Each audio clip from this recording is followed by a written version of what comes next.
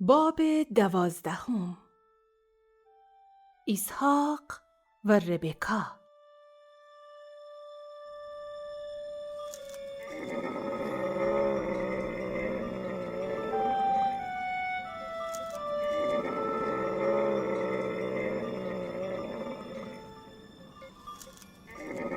چند روز سفر جب بگذشتی که غروب دم ربکا و اون ندیمین و ابراهیم خادم فرسیدی اسحاق سرزمین.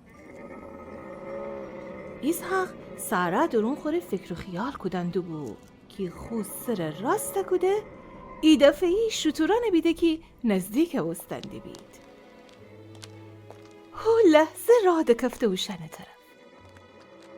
وقتی ربکا اسحاق بیده خود شطور جب بیچیر بمو و خادم جب ورسه و مرده کسی که همون دره می طرف. خادم بو گفته می اربابه. ربکا خود دیم روبند جیر قایمه کده. باز این خادم همه چیه اسحاق را تعریف بکده.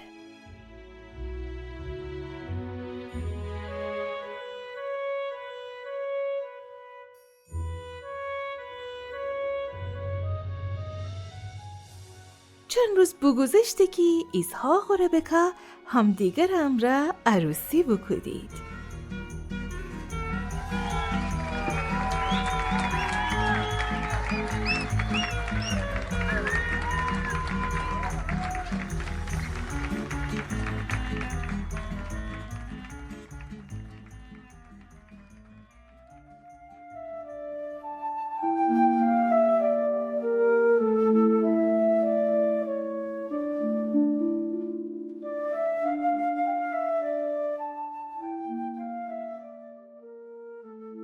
اسحاق ربکا خاطر خیلی خستی ولی اوشن زایدار نو بستید.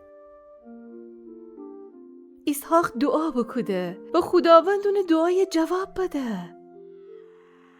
ربکا اسحاق را دو قلو بزه.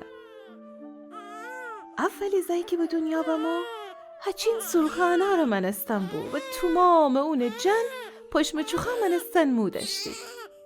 هنه وسی اون نام عیسی بنیدی. دومی پسر که به دنیا آمونده بو عیسی پا بوزه خود دست امره بگیفته.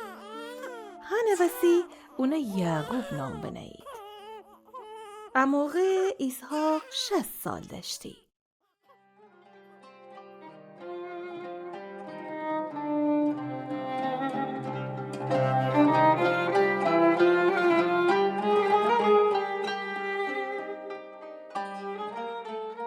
وقتی او دوتا زی پیله بستید ایسو ایتا اصل شکارچی و بیرون آدم بو ولی یعقوب ایتا آرام مردی بو و دوست داشتی بیشتر چادر درون بیسه.